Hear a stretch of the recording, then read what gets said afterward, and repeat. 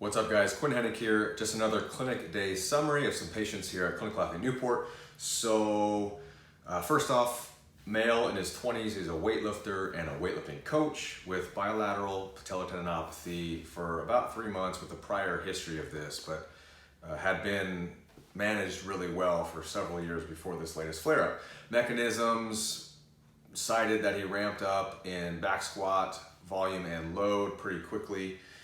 Got strong doing so, but started to feel some of these symptoms towards the end of that cycle. The triggers are the bottom of the dip and the jerk, so that abrupt kind of stretch shortening cycle phenomenon, and same with the push press. Ascending in the squat, or kind of the reversal out of the hole, so similar mechanism. Sometimes if the knees are really flared up, breaking the bar off the floor during a pull will elicit symptoms, and then the feet landing in the catch, so that kind of dynamic impact can also be a trigger. Decline squat was painful at 90 degrees of knee flexion, so anything above that actually felt pretty good, but as he descended into that single leg decline squat, that elicited his symptoms. Pain with a body weight snap down, so you're standing tall and then you just quickly snap into hip flexion and knee flexion. That elicited symptoms, so basically we're trying to recreate the scenario of his feet landing. Tenored palpation and an inferior pull of the patella, left worse than right, and then knee extension torque, which we tested with an inline dynamometer. Relative torque, 1.5 Newton meters per kilogram of body weight, which is not real good, and both sides were painful. Now, pain inhibits force output, so chicken or egg here, we don't know, but there's a tolerance issue for sure, and then if we're just looking at that number, potentially a capacity issue as well. So we'd like that to be double that, at least 3 Newton meters per kilogram of body weight. So we'll be working on that. So we're going to start with some bicycle squats, or essentially hiking his heels up even more so than his weightlifting shoes, a more narrow stance, and really trying to put load in those quads. We're going to do that twice a week, or twice per 7 to 10 day microcycle. We're going to overload jerk dips. So for sets of 3, just the dip portion of the jerk. So he's going to essentially try to put the load into that stretch shortening cycle, and we're going to do that for reps. We're going to overload that movement to try to build some tolerance there. We're going to do lift offs in the snatch and the clean grip. So essentially a poor man's leg press, where you use the pull, but you try to break the bar off the floor with your legs instead of, he has a tendency, and I know this lifter, to kind of shift back and to almost shield the quads from load and put everything in his hips. We want to actually work him into doing the opposite and increasing the torque demand on the quad. And in our back pocket, some things that we might do to modify training is a quote unquote no feet snatch and cleans, where he starts and stays in his receiving stance so that he minimizes the dynamic impact of his feet landing. We'll go that route if we need to. Also pauses in the dip of the jerk and the push press, not only overloading the dips and just doing dips, but also pausing at the bottom of the dip to basically decrease the stretch shortening cycle. So now the impulse is still there to drive, but you're going from a dead stop, and so it may be a little bit more tolerable on the tendons, and then we can progress to reincorporating the regular tempo of the jerk. And we can do that for squats as well. So rack squats, pin squats, going from a dead stop, a slow, lower, dead stop, reset, and then drive off the pins, takes out that dynamic stretch shortening bounce out of the hole of the squats. So all of those things I may throw in, maybe one at a time, maybe all at once, if things don't start to turn around a little bit with our added load. I'm also going to throw in some banded knee extensions, some seated knee extension isometric pushes into a band. He doesn't have a leg extension machine, but we'll use a band instead. So we'll just kind of monitor that over time, over the next 30 days, and see if there's any change and tweak is needed. Next up, another weightlifter, male in his 30s. He's a weightlifting coach and also an international level weightlifter, so very high level. Left-sided upper trap and neck pain following a heavy jerk and front squat workout about 6 weeks ago. And accompanying radiating nerve symptoms down the median nerve distribution on that left side. The trigger is anything from front rack to overhead. He can train behind the neck jerks, behind the neck push presses completely fine, load as normal. It's anything front rack is all, or the front squat is also okay. The clean is okay. It's from the front rack to overhead is what creates his symptoms. Pain in the neck, left side of the trap, and also into the arm and the median, into the hand, median nerve distribution. So he hasn't been going, he's been avoiding that trigger for the past 3.5 to 4 weeks. Pulls can also be a trigger, so like heavier clean pulls, kind of that traction force, not to a lesser extent than the front rack to overhead, but also can be a trigger. His shoulder range of motion is just fine. He's got plenty of flexion. He's international level weightlifter. So all this stuff was good. I wasn't able to recreate his symptoms with passive shoulder motion. What recreated his symptoms very consistently was left side bending by itself a little bit down into the arm, definitely into the neck, but left side bending plus neck extension. So that kind of diagonal pattern, like putting your ear in your back left pocket, that recreated the neck symptoms and also down the arm, as well as supine shoulder flexion plus left side bending recreated symptoms. Supine passive neck extension plus side bending also recreated symptoms. So it's very consistent with that pattern. Median nerve testing, the upper extremity by itself was negative, but then added ipsilateral side bending, boom, recreated symptoms. For what it's worth, when he was in supine, if I took him into side bending to the right, cervical side bending to the right, and also added kind of a lateral glide from, if somebody's laying in front of you, their head's here, side bending them to their right, and then adding a manual glide from right to left. I just held that for maybe 30 seconds, and then I took him back into left side bending, which had recreated symptoms, and then that was, symptoms were decreased and almost gone. So for whatever that's worth, if we want to consider that my manual therapy treatment, I did it for about 30 seconds and basically just said, okay, well, if this is creating your symptoms, potentially creating a little bit of an impingement, you're sensitive to that position. When I put your neck into left side bending, it gives you that kind of jamming feeling. If I take you the other way for a little bit, and then take you back, it feels a little bit better. So that's, just that short-term desensitization. But I think if we spent any more time than that on that particular thing, I'm not sure if that would give us any long-term return. So it's just one of those things. And I'm always interested in conversations about that stuff, but just make a note of it. And then we went out and we just tested a little bit of jerks. We worked up to a 50 kilo.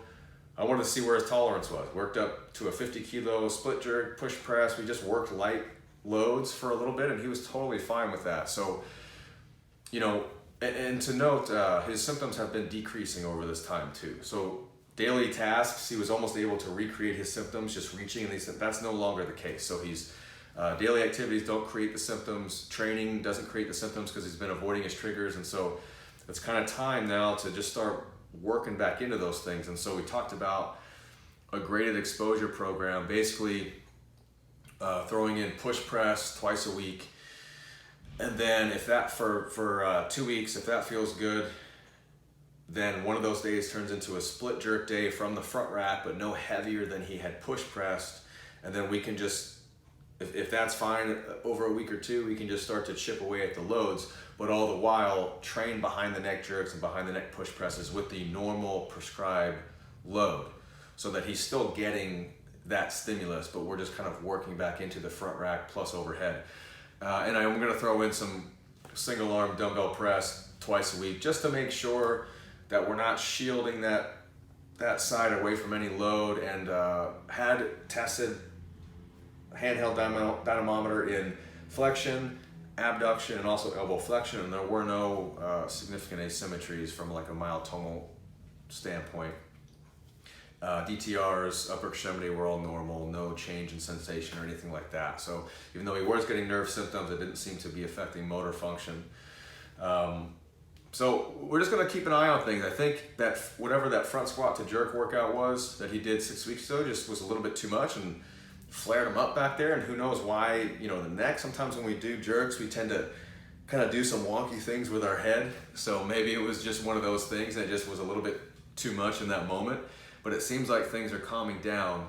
So really for him, it's just gonna be about working back into things slowly, because I don't think there's going to be any huge roadblocks there, but we'll monitor for the next month or so. Next up, female in her 20s, left-sided SI joint pain, off and on for 3 years during her lifting career, but exacerbated more in the last 3 months after starting a new program, or kind of working into her program with more intensity. Triggers are the descent and the reversal out of the squat, re-racking the bar, so that kind of like rebound effect where you all of a sudden unload that compressive force and you feel those symptoms back there. No pain with an arch in the bench press and no pain with deadlift, so it's really just a squat. SI provocation tests, thigh thrust, Faber, SI compression were all positive. Fader for the hip, all negative. Hip range of motion was good. She's a prior dancer, so has all the range of motion. Handheld dynamometer testing for sideline hip abduction and prone hip extension strength. No pain exacerbation and symmetrical force output there. And we did a single leg isometric bridge. So we have one knee, elbow, and knee, and I liked it, and we just held that isometrically as kind of a capacity test. And on her right side, she got to a minute, and I cut her off because we don't want to be there all day. But she says, it's like a 7 or 8 RPE. On the left side, which is the side of her pain, she only held to 40 seconds and then failed. There was no pain, but it was just a capacity issue. So we made note of that. Back extension, isometric hold, or the Sorensen's test, 1 minute and 20 seconds with pain towards the last 10 seconds of the test. And we'd like to tack on probably another minute there and have it just be pain-free. So again, kind of balancing this tolerance capacity. No pain with maximal isometric mid-thigh pull. Mild pain with isometric pull at the knee. Her body weight squat, kind of wiggly, for lack of a better term. A lot of kind of caving and flexion that would probably not be supportive of a back squat of a heavier load. But when we put a barbell on her back, her position's actually cleaned up. So I'm like that too. She's one of those athletes that the body actually organizes itself a little bit better when there's some weight on it. And we worked up to about 60 kilos pain-free up to that point, and then 60 kilos was where she started to feel her symptoms. And so we made that a teaching point. Like, that's your intensity threshold. She had not been squatting up to this point. She had taken several weeks off because of this issue. She didn't want to make it worse. But I said, we're gonna have to start working into this. I mean, you've taken all this time off now and the symptoms are still there. So we gotta find that Goldilocks zone of nudging that threshold and grading exposure to those sensitive tissues, but not so much where you have a setback. So we said today, 60 kilos was your intensity threshold. We get our work just at or just below, 55 kilos for the day. You make note of that, and then we look for that threshold to rise over time. We were able to squat 60 with minimal discomfort, with cues of we slowed the tempo down so there wasn't as much dynamic bounce and reversal out of the hole, and just controlling trunk position. So really that the tempo allowed her to just keep her trunk and pelvis pretty much motionless through the movement, where she just gets all force transfer from her legs. So that helped, and those are cues that she'll use moving forward. I just made the point to her that we're being methodical with your movement right now to control positions, but when this thing dies down and when you get just stronger and less sensitive, you'll be able to squat whatever tempo and positions that allow you to lift the most weight. That's what you'll do. But right now we're constraining those things a little bit to work back into it. So we're going to get back to squatting twice a week, and it's just going to be a feel out process for these first couple weeks, and then it's just about getting her back strong. I'm going to throw in some single leg back extensions, which I like. Basically, you unhook one leg and you just have one leg. You're just doing back extensions there, and it's really demanding of that one side, that posterior chain, all up and down. We'll do her triggers are the squats, and so we're gonna do a little split squat action, front foot elevated one day, rear foot elevated the next day. Again, it's a unilateral issue, so I don't know why or where, but if we do a split squat, we do it on both sides, and we change the angles up and the kind of force distribution demands by doing different variations. We cover our bases. And then I'm gonna throw in some loaded supine and sideline bridges, glute bridges, but we make those hard. So they're not just these cupcake throwaway exercises. We position the body to take advantage of torque demand, and so it's just straight up biomechanics. What positions can I increase the torque demand maximally on the lateral and the posterior hip?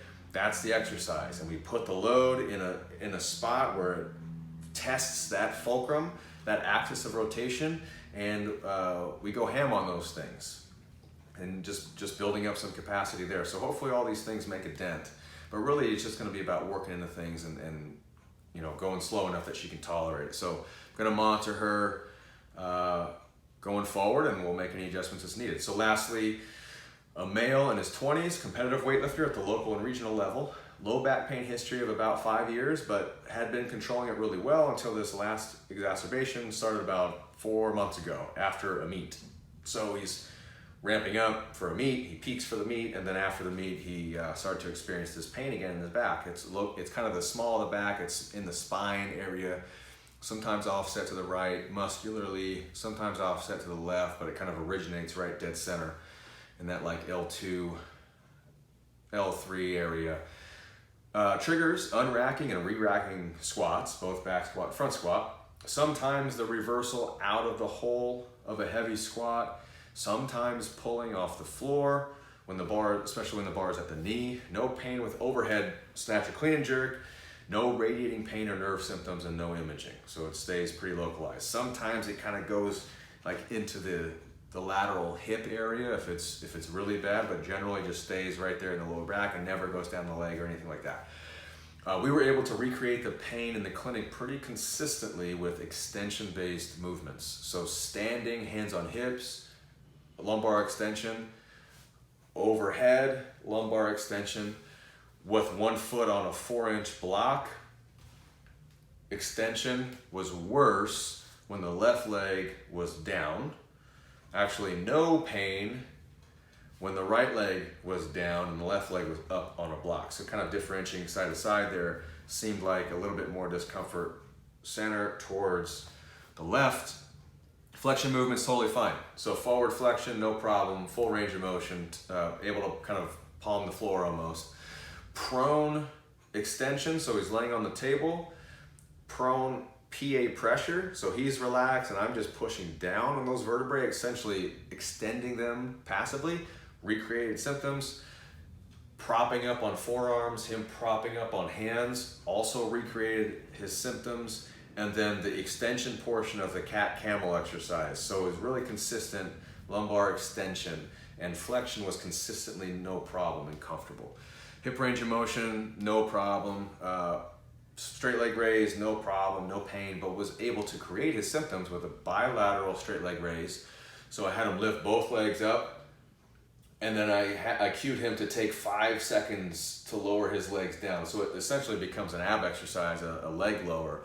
And he recreated his symptoms at the very, very end of the movement, where he noted his back started to lift up into extension. So again, consistently kind of an extension intolerance, but we did the same exact test 5 seconds later, and I just cued him to keep his trunk anchored, and that felt better. It was hard as shit because he has to use his abs, he has to control his position, but he was able to modify his own symptoms in the blink of an eye. And so I think that's a powerful thing. When I don't have to do a thing to you, and I can just cue you in or out of a certain position and say, that's a cue that you can take with you in training. Now again, it's important that I make these notes. It's not that extension is bad, it just happens to be that you are currently sensitive to it. So if we can move you into a different position, if we can change your movement and that changes your pain experience, then that's what we do. The expectation is that as your symptoms desensitize, you can go back to moving however you want and there shouldn't be a problem. But for right now, again, we constrain those patterns to push the needle a little bit. So let's see here if I miss anything. Isometric mid-thigh pull, no pain. Isometric pull at the knee, apprehensive but didn't recreate symptoms. He said, I'm a little bit apprehensive. Sorensen's isometric hold to over 2 minutes, no pain, so that was good. Bodyweight squat, his squats are damn good. He's got that beautiful weightlifter squat of just super upright, super low. And so positions aren't really his issue. It's more of a load tolerance problem, but we're gonna get his back. Even though his pull testing wasn't painful, it also wasn't very strong for how good his lifts are. So, we see this often anecdotally with patellar tendinopathy and stuff like this, where the weightlifter is very explosive, very springy, but their top end strength numbers are not that much different than their weightlifting numbers, as in the person's front and back squat maxes are not that much heavier than their clean. And in this case, his pull testing was not as strong as I would have expected it to be based on how much he can clean and jerk. And so I think giving him a little bit of a strength buffer, essentially making his back brutally strong, will help. And we're gonna do that by incorporating pauses in the pull. So he's gonna break the bar off the floor and pause an inch off the floor, pause at the knee, really building up that positional strength. We're gonna do tempo and pause squats, mostly as a way to keep him, that's gonna control where his trigger is, which is reversal out of the hole. But if we do tempos and pauses, it kind of constrains that. So we can still go as heavy as he can within those constraints, but we just don't wanna keep pissing the area off with squats. And we're gonna do bilateral and single leg back extensions, kind of in a segmental fashion, where he's flexing and extending one vertebrae at a time, just to get his back comfortable moving through each segment. Split stance or rear foot elevated RDLs, which we did in the clinic. We practiced those. We gave him a 12 kilo kettlebell in both hands, and we did some rear foot elevated split squats. I think those will be good to throw in. And we'll do some trunk stuff, like some rollouts and some leg lifts, because we were actually able to recreate his symptoms with that extension leg lower, right? Or that kind of extension bias, meaning if your body is going to quote unquote break, it's going to be in that movement into lumbar extension, and that will recreate his symptoms. So I actually want to train that, and we'll use movements that do the same thing. So a barbell rollout, if you quote unquote break in your position, it's going to be lumbar extension. So that exercise will teach you to be strong within that. So we'll do those movements. And the same with leg lifts and things like that. So we'll throw that stuff in pretty frequently just to get strong, essentially. It doesn't seem like it's anything that needs further imaging or anything like that. It's just it's a compression, extension, sensitivity, and we just gotta kind of work into it. And I think some of these additions will really build up some of that tolerance and capacity back there, but we'll see. So we'll monitor that for the next month as well. But hopefully that's helpful for you guys. Thanks. Oh, fuck. Serious.